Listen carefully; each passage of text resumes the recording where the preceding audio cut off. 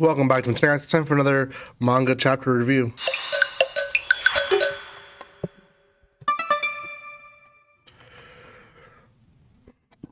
Welcome once again to my channel, guys. It's time for another manga chapter review. This is going to be on Dear Anemone, I believe is what it's called.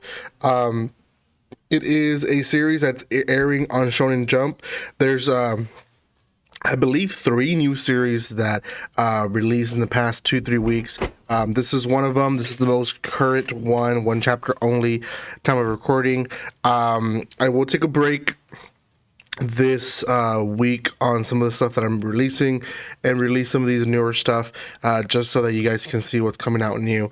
Now, I will say this one, out of all the ones that I'm reading, is probably one that I'm going to keep reading. It's really, really good. So before anything else, if you haven't done so by now, make sure you subscribe to my channel, give some love by commenting, liking, and sharing. You guys can find me on social media and other places by checking out my description below. You can also buy manga at a very, very cheap price, so check them out there as well. And the link, it's a new link, so do check it out. Okay, so it starts off with like a dark beginning. The mission that happens then is mentioned eventually. So the actual chapter or the actual story starts like in page 9, and that is essentially a group of people. I believe there's 15 of them. They were handpicked, but also very much randomized, picked, promised a lot of money essentially to go to this island, and it takes a while to learn the story, but essentially it's a eccentric group of people who essentially all of them are there for the money, and they're encouraged to go to this island to get intel of a group that went the previous year and got lost. So they need information, but also they need to hopefully find any survivors. Now, if this doesn't raise a red flag to you, I don't know what does. I mean, if I was being sent to this island where a group of professional soldiers got lost, heck no, right?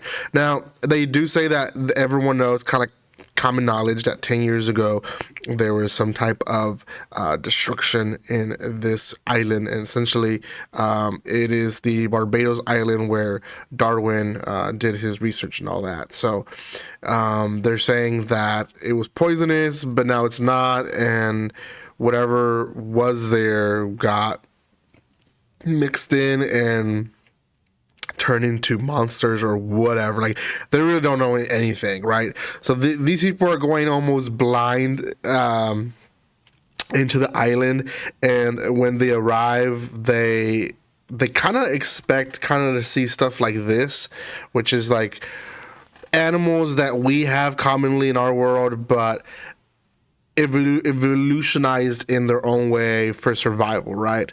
And they kind of play with that whole idea of evolution, and essentially towards the end, when our protagonist is being attacked, which we'll get to that point, but the whole evolution kind of concludes with like him saying, you know, evolution is not about the fittest, is not about the smartest, it's about who can adapt, and like, you know, he is adapting. So they separate in small groups. Some of the youngsters, which is in his group, they separate, and they're talking amongst each other about like what they're going to do with the money, or why are they there, and they end up encountering one of the soldiers that was from the previous year. Now, very, very quickly, we find out that this soldier is...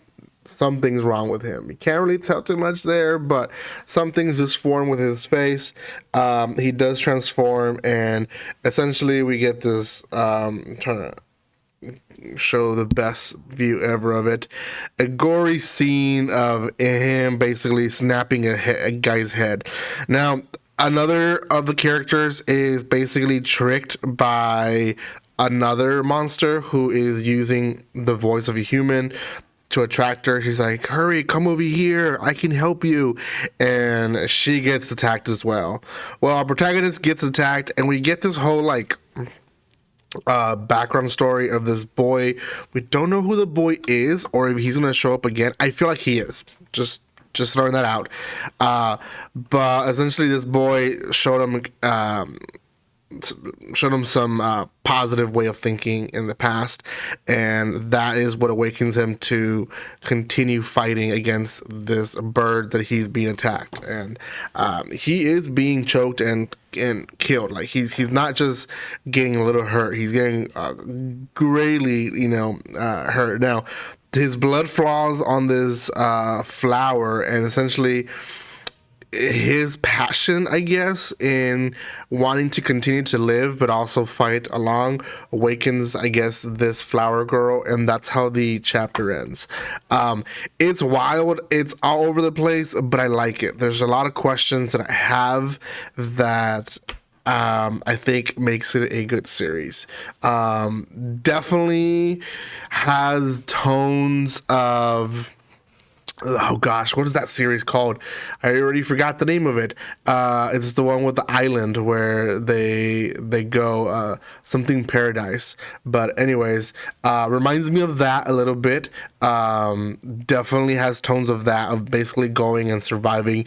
They're not really killing each other, but I do feel like at some point some of these guys might start killing each other because of money. I don't know, maybe, but even though they're promised anyone who survives will get money, but I also feel like there's tones of, a lot of like survival monster series where it's not just them, it's the mystery of the unknown, right? And I talked about that in my channel already before, that as a reader and as a viewer, the unknown is really what attracts us the most to series like this.